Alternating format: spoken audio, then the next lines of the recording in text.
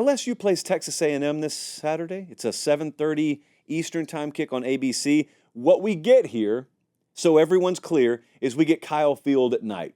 And for all the Autzen love that this show has participated in, and all the Nealon love that this show has participated in, and rightfully so, Kyle Field can bring it too. Kyle Field can turn a game too. And one of the big arguments I have with some folks in the data and analytics community is the impact of home field. I believe in it. I believe in it a lot. Kyle Field could really sink its teeth into you if you let it. The home team has won 7 consecutive games in this series. And don't let the press clippings convince you otherwise. These are the 2 top teams in the SEC right now. Maybe not in the JP poll, maybe not even in the AP poll, but in the outright standings in the league, you got 2 undefeated teams in the conference. And it's LSU and Texas A&M. So I have a question for you as we open this show on this Tuesday. Do you believe in Connor Wigman? LSU fan, A&M fan, Nebraska fan, for all I care. Innocent bystander. Do you believe in Connor Wigman? I'm going to tell you why that's a very important question. Number one, because he is one of the starting quarterbacks in this game. Number two, he looked brilliant against Missouri, did he not? We were there. We were on the field. We saw it. And then he was very suspect against Mississippi State last week coming out of a bye. Threw 2 picks. Had another 4 balls that we think were turnover worthy, so it could have been a disaster of a game against Mississippi State. And so, which Connor Wigman are we getting here? This is probably the best pressure team that he will have seen. LSU has gotten themselves righted in a lot of ways defensively, pressure chief among them. And he being Connor Wigman, 3 multi-interception games in his last 7 starts.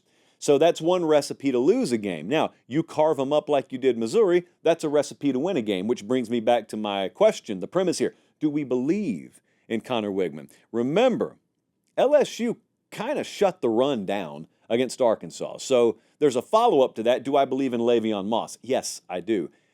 Will he be able to carry this game? Will this be a game where A&M is able to work off the ground game, and then they can go play action, and it can be a nice complement to owning the game on the ground? Maybe. It would be great if they could. I wouldn't necessarily count on it, but maybe. The follow-up to the follow-up is it's really a prove-it game for Garrett Nussmeier. As much as I focused on the quarterback position with A&M, it's really kind of a prove-it game for Garrett Nussmeier at LSU, too. A&M's a pretty good pressure team in their own right. They're 36th versus the run. LSU is 96th running the ball. Now, it should be noted that last week, I thought LSU may struggle a little bit to run the ball against Arkansas, and while they didn't run Arkansas out of the building, they outgained Arkansas, and that's not something that the paper that the game is not played on suggested that should happen.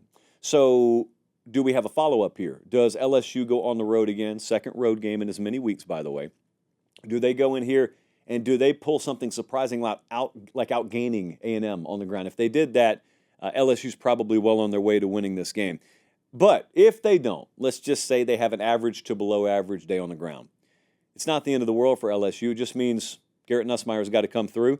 He has spread the ball around here. It hasn't been like we saw with Bama where they targeted Ryan Williams 20 times last game.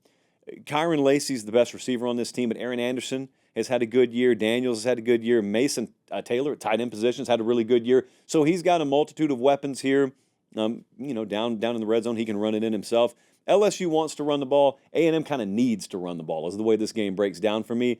But let's just say neither of them do it all that well. Neither team is above 4.3 yards per carry, so neither team has taken the game over on the ground. Well, then, if it is quarterback against quarterback, I have no choice but to trust Garrett Nussmeier more because he's earned it. And I'm not sure Connor Wigman has the consistency to have earned that. But I do know what his capability is because I do know what he did last time he played a game in this building because I was there.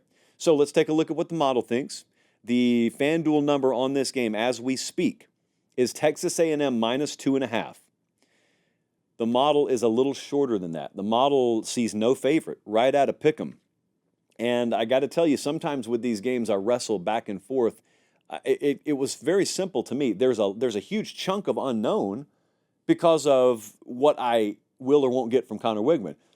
But I'm not going to blindly buy into something that's a question mark when I do have on the other side of the coin here a little more proven commodity in LSU's quarterback situation.